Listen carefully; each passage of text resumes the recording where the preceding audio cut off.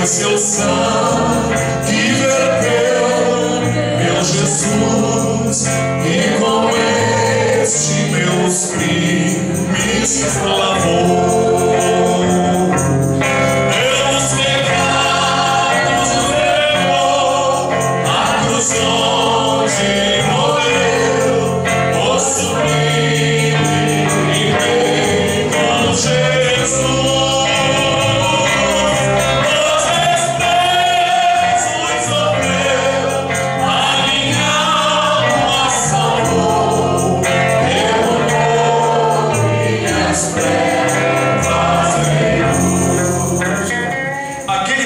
Que cuida estar em pé, olhe, não caia.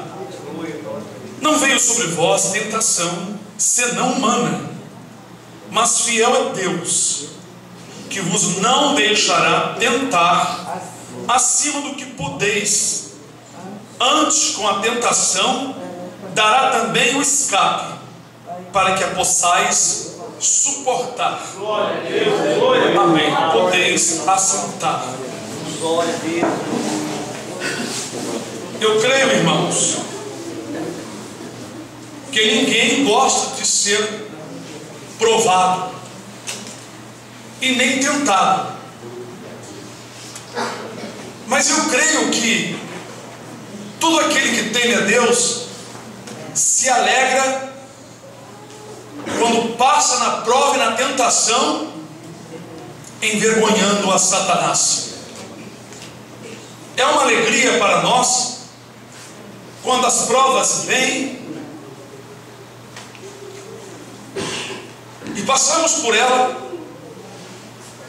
sem cair. A palavra fala a respeito aqui de uma continuidade que o apóstolo Paulo relata a respeito do povo de Deus no deserto, quando eles, cheios de dúvidas e incredulidades, tentaram ao Senhor, e caíram muitos por causa da sua incredulidade. A finalidade de Deus prová-los era para eles crescerem diante de Deus em conhecimento, em estatura, crescerem em experiência, ser um povo exemplar para as outras nações, a fim de mais tarde levar o santo evangelho. Mas sempre Deus encontrou no meio do seu povo pessoas que se apressavam em murmurar, em duvidar de Deus. Esse alerta do apóstolo, aquele pois que está em pé, que cuida está em pé, olhe, não caia. Olhe, não caia. Veja, cuidado para você não cair. Paulo não está assim brigando, ele está dizendo, olha, veja para você não cair. Porque quando alguém está em pé, ou cuida estar em pé, ou mesmo que esteja dentro do Senhor, é uma glória para Deus. E também o tal receberá galardão e bênção do Senhor, porque para Deus estão seus filhos em pé diante dele aqui na terra, passando por diversas provações, é uma glória para o Senhor.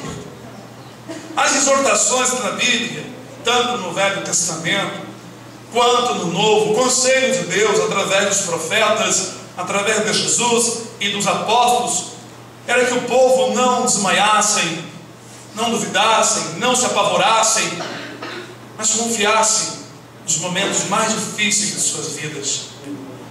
Nós sabemos de muitos homens e mulheres que foram duramente provados, e muitos resistiram até o final.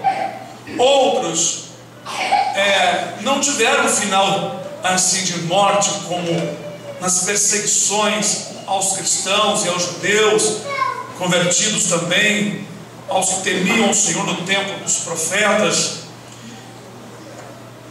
Pessoas que passaram por um tempo de provações e Deus deu grandes alegria, como Jó, José, outros servos do Senhor, como Davi, no início da sua chamada, até o reino se estabelecer em suas mãos, e depois de algumas quedas, e ele permaneceu de pé até o final, foi muito abençoado pelo Senhor. Mas a palavra nos diz que o Senhor não te dá uma prova fora da tua capacidade. Nós vemos isso em outras parábolas. Por exemplo, sobre os talentos. Vocês sabem que a palavra granjear é negociar, fazer render o que Deus te deu.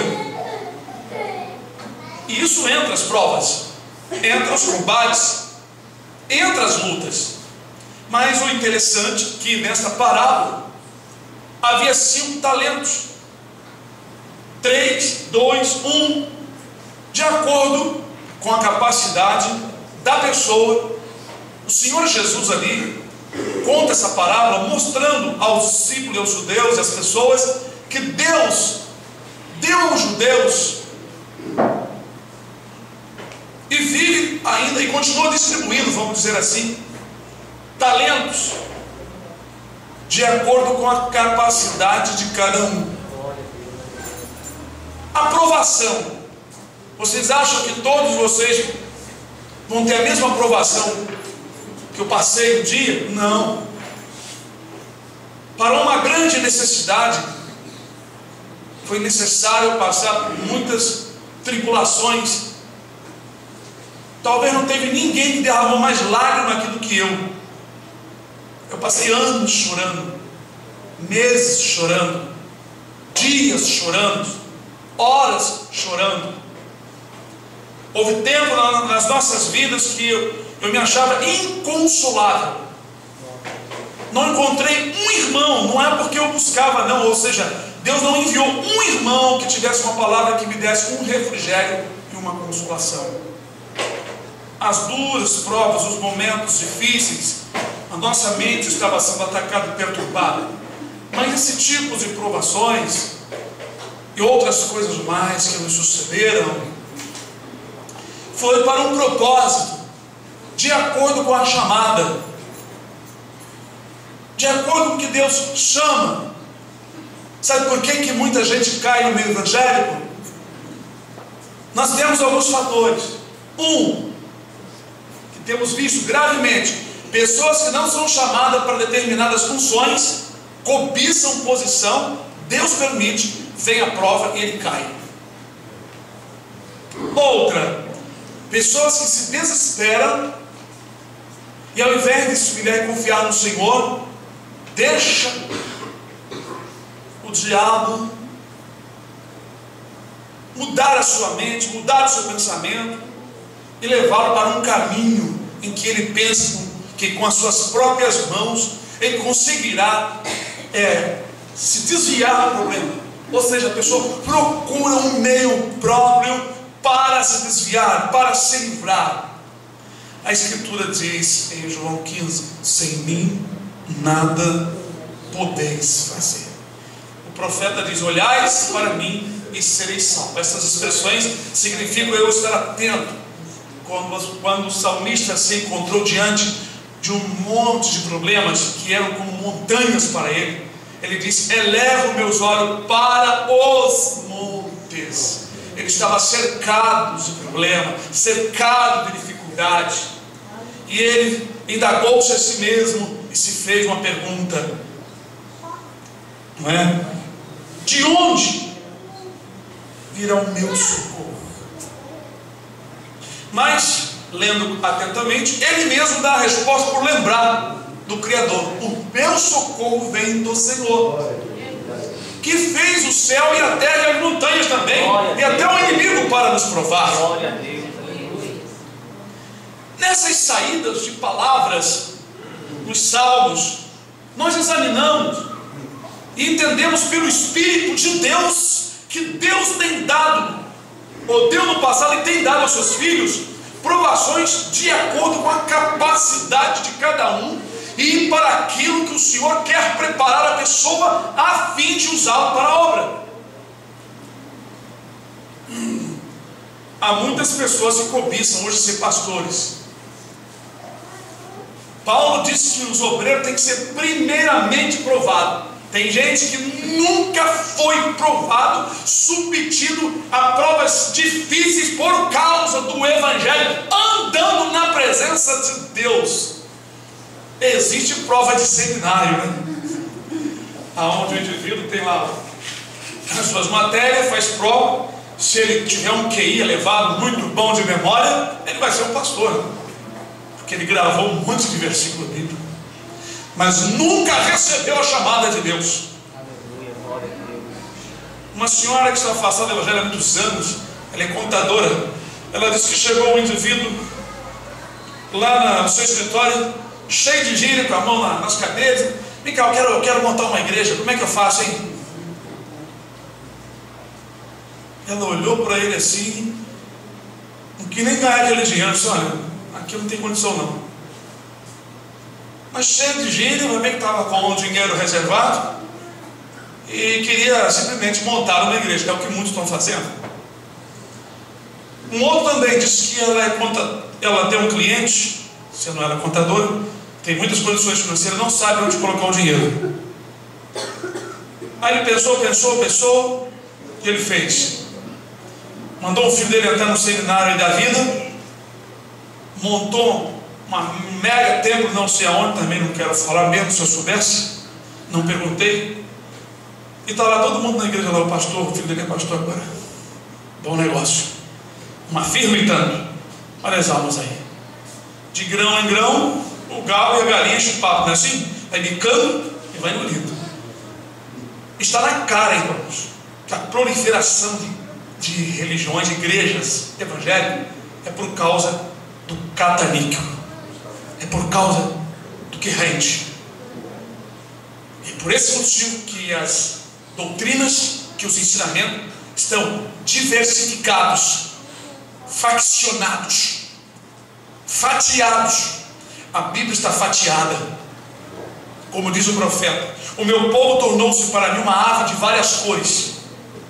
Cada um tem a sua cor, sua bandeira.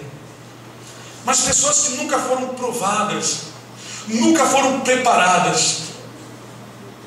Agora, aqueles que são provados, muitas vezes fica assim um pouco duvidoso quando olha para um vizinho, ou pessoas próximas, vou dizer assim, vizinho, pessoas próximas de você, que está na mesma carreira religiosa, que está servindo a Deus, vamos dizer assim, dizem que estão servindo a Deus, mas são mais religiosos do que verdadeiros filhos de Deus. E a dúvida vem porque determinadas pessoas próximas não estão sofrendo, não passam nenhuma provação, e parece que a coisa está dando certo. Mas será que é Deus? Será que a mão do Senhor está realmente ali preparando um discípulo, preparando um militar do céu, preparando um homem, uma mulher para entrar na seara, para entrar no combate, na elite de Deus, um exército de elite, os combatentes? Será?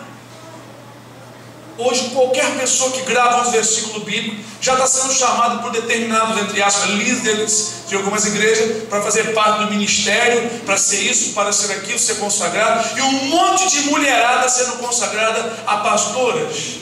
Nunca foram provadas, nunca foram chamadas pela palavra e nem pelo Espírito Santo, mas afirmam que são, porque receberam o toque do Espírito Santo, tiveram visão, revelações, tudo mentira.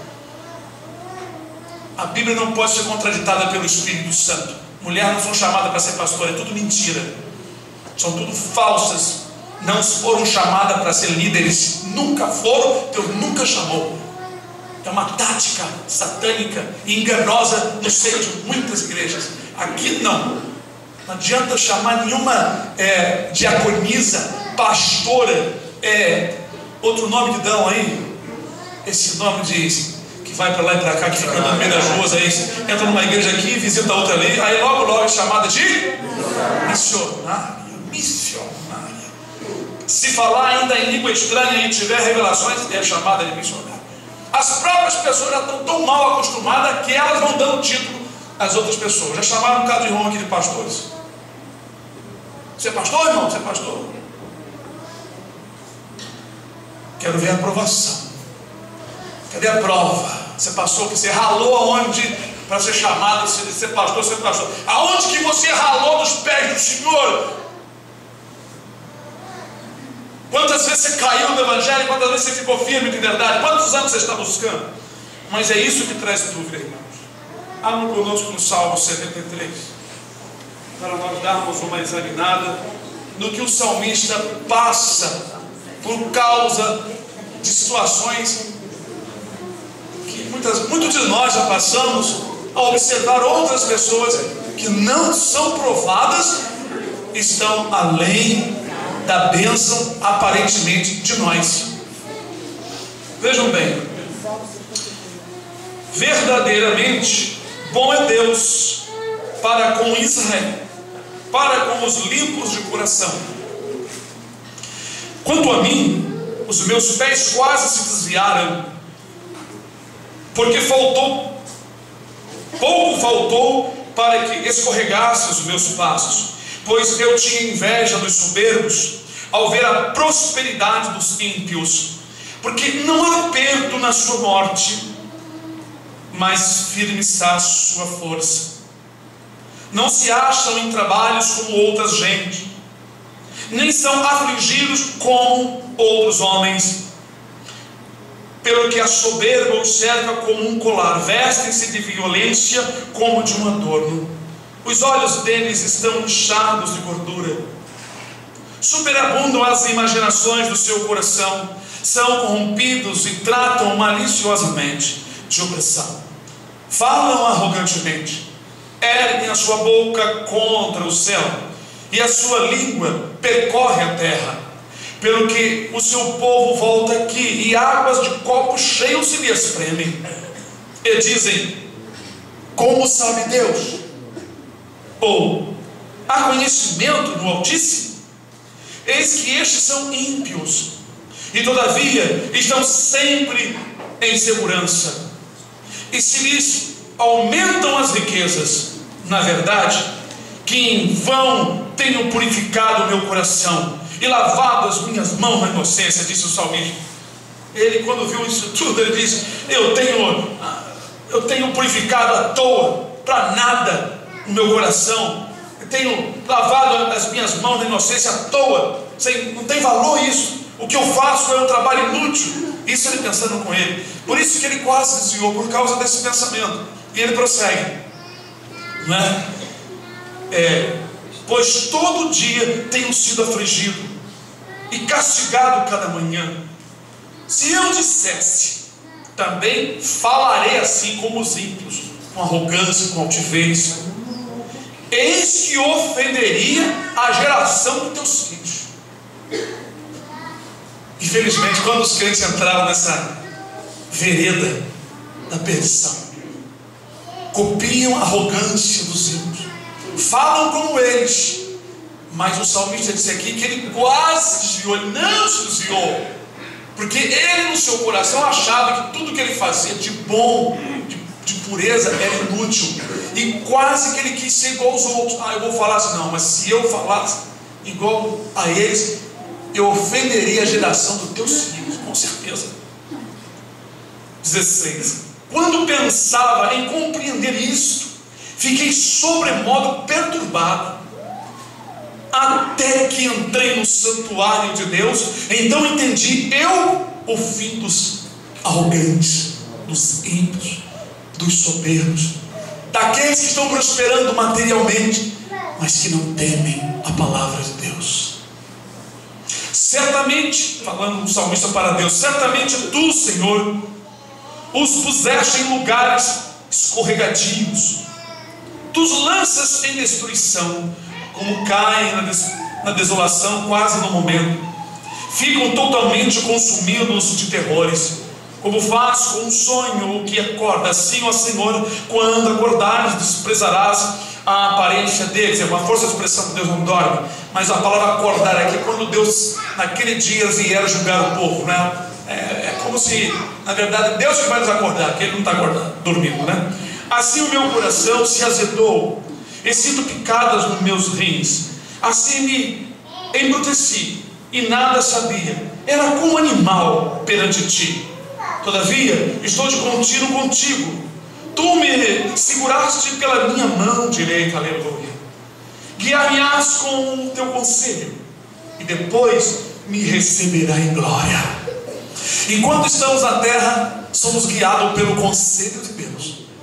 Depois seremos recebidos em glória. Glória a Deus. Filhinhos, ainda não é manifestado o que havemos de ser, disse João. Mas sabemos que quando ele se manifestar, seremos semelhantes a ele. Porque assim como é, seremos iguais a ele, né, irmãos? Glória a Deus, aleluia. A quem tenho eu no céu, senão a ti, Senhor? E na terra, não há quem eu deseje além de ti. Mas muitos estão desejando além do Senhor as riquezas, as outras coisas que dão mais valor. A minha carne e o meu coração desfalecem, mas Deus é a fortaleza do meu coração e a minha porção para sempre. Disse Paulo: ainda que o meu homem exterior se corrompa, o meu interior se renova dia após dia. O salmista disse aqui: a minha carne e o meu coração desfalecem, vai perdendo vigor. Eu estava lendo o que uma pessoa escreveu. Ele disse assim: desde que nascemos começamos a morrer. Mas é uma verdade. Cada dia que passa, você está morrendo aos pouquinhos. E o cristão que vai se buscando a Deus, ele vai morrendo para o mundo. Porque nós vamos envelhecendo, as células vão morrendo, o corpo não resiste tanto. Parece que nós estamos vivendo, não, nós estamos morrendo e precisamos morrer para este mundo. Mas para Deus estamos vivos, porque vamos ser recebidos em glória, como disse o salmista: seremos recebidos em glória. Mas os ímpios vão ser recebidos em glória? Não serão recebidos em glória, mas serão recebidos num pavor tremendo, porque serão julgados, estarão tremendo, e ali haverá pranto e ranger de dente, e no dia do juízo será uma coisa muito triste para eles. Pois eis que os que se alongam de ti perecerão. Tu tens destruído todos aqueles que, apostatando, se desviam de ti. Mas para mim, bom é aproximar-me de Deus. Pus a minha confiança no Senhor, Deus, para anunciar todas as suas obras. Isso é obra de Deus. Deus provou o salmista. Nós temos aqui uma aprovação. Ele passou por uma aprovação, mas na aprovação quase que ele cai, quase que se desviou. Desviou-se. Ele iria se desviar, vamos dizer assim, da presença de Deus, da comunhão do Senhor, porque ele iria continuar morando em Jerusalém, sendo um cidadão judeu, mas com ações ímpias.